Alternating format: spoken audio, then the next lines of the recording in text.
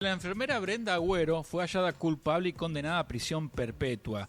Dentro de esos fundamentos hay algunos puntos que son polémicos, por supuesto. Y vamos a comunicarnos con el abogado defensor de Brenda Agüero, Gustavo Nievas. Buen día, ¿cómo estás? Buen día a todos ustedes y qué bueno que la universidad siga funcionando. Por supuesto, Gustavo. Te quería preguntar respecto al voto mayoritario de los dos jueces y los jurados populares, que según ellos, una parte, no fue unánime el fallo, se demostraron en realidad indicios sólidos e inequívocos sobre Brenda Agüero. ¿Qué mirada, qué opinión tenés al respecto? Nosotros los ciudadanos debemos saber de que, porque vivimos una república y porque hay un sistema organizado de justicia, nosotros debemos ser respetados lo que la Constitución y los tratados internacionales dicen respecto del debido proceso. Eso significa que tiene que haber un juicio previo ante una sentencia, que tiene que haber una sentencia fundamentada, y que la sentencia fundamentada tiene que ser tanto de lo que pasó en la investigación penal preparatoria como lo que pasó en la sala. A nosotros nos dio la impresión ayer, después que hemos leído la sentencia por primera vez, que el voto acusatorio del doctor Cesano y de la doctora Huberman era un voto viejo, era un voto que ya estaba redactado antes del juicio, porque tiene en consideración cosas que pasaron en la investigación penal preparatoria y no tiene en cuenta las muchas e importantes revelaciones que tuvieron lugar cuando se hizo el juicio en la sala de manera presencial. Te puedo poner 4 o 5 ejemplos. Te puedo poner el caso de Francisco, el bebé hijo de tal vez la madre más mediática, que es Vanessa Cáceres. El doctor Lynch, que no es nombrado en la sentencia, pero que en la sala de audiencia dijo: yo lo atendí a Francisco desde que nació tuvo un problema cardíaco. Él es pediatra y cardiólogo de alto nivel. Desde que nació Francisco tuvo problemas en su corazoncito, hicimos un montón de maniobras, no lo pudimos poner en marcha y finalmente falleció en mis manos. Ese bebé no tenía niveles de potasio o de insulina que pudieran presuponerse que fue inyectado de alguna manera. Por ese hecho, teniendo un tema tan central como el informe y la testimonial de Lynch, el juez ni lo mencionó.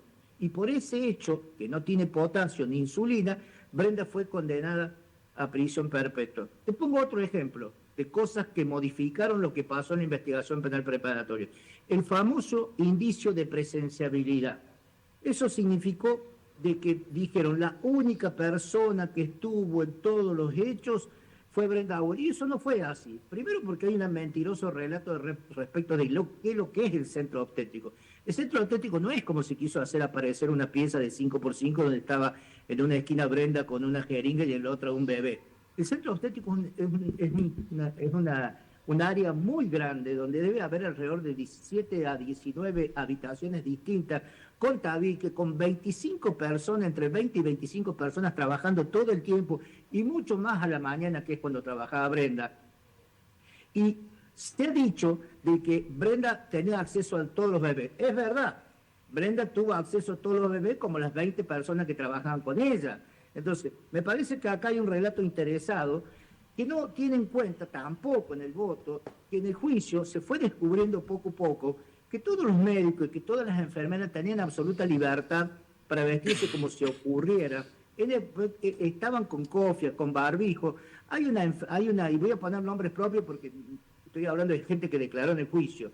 La jefa de farmacia de apellido Checone le dijo al fiscal, adelante de todos, razón por los jueces, los tendrían que haber escuchado y lo tendrían que haber puesto en el fallo, de que no había ningún tipo de control para el ingreso y el egreso de gente en el centro obstétrico, y que si una persona disfrazada, utilizó la palabra disfrazada, o sea, alguien que no era del hospital, se le ocurría ingresar, podía entrar sin ningún problema. O sea, hay una... Está bien, pero doctor, hubo 5 bebés fallecidos, hubo 5 bebés fallecidos, 8 que sobrevivieron. Es raro que una persona disfrazada entre en reiteradas oportunidades y lo haga de manera sistemática. Yo no trabajo ahí. Lo que lo dijo es la farmacéutica, la jefa de farmacia. Lo dijeron ella y lo dijeron más o menos 5 Y al o 6. mismo tiempo noté como un tono despectivo de usted sobre Vanessa Cáceres como una madre mediática. ¿Cómo no va a ser mediática si está llevando adelante una lucha por justicia? ¿Qué espera? ¿Que no salga a los medios de comunicación? Mire. La autopsia que decía de que había muerto su hijo ya estaba definido antes de que empiece el juicio. Antes de que empiece el juicio había una autopsia que decía que su hijo había muerto de un problema cardíaco. Y se siguió insistiendo durante todo este tiempo que Brenda Agüero le inyectó potasio e insulina.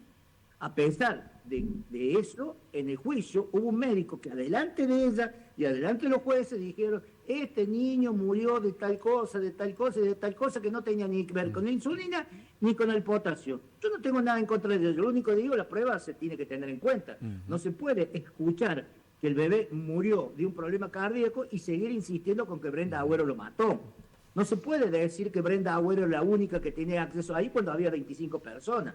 No se puede decir, y escúcheme esto porque es importante, la base de datos de la cual surgen las historias clínicas de los bebés, las historias clínicas de las madres y todo el informe de la presencia de determinadas personas en el lugar, era una base de datos. Después que se hizo un informe informático, se dio con que no había ninguna dato de seguridad de que no hubiera sido vulnerada, porque la cadena de custodia de esos informes, que son importantísimos, estaba absolutamente vulnerada y estaban absolutamente vaciadas. Pero le digo más, el día 6 de junio del 2022, el día que mueren 2 bebés, hubo testigos que mencionaron la presencia de una enfermera con carpeta psiquiátrica que tenía impedido ingresar ahí, manipulando un bebé, y esa enfermera no estaba en la lista, razón por la cual, ¿cómo podemos decir que Brenda Agüero fue la única que estuvo cuando hubo personas que no estaban y donde hubo una base de datos absolutamente vulnerada? Gustavo, Sí. el modo en que se constituyó o que se conformó el fallo, estas opiniones disidentes, que no ha habido, excepto algunas salvedades, una condena unánime, y en algunos puntos hubo desacuerdo entre el Tribunal Técnico y el Tribunal Popular. ¿Abre una expectativa distinta para lo que será la casación, para lo que serán las instancias de apelación?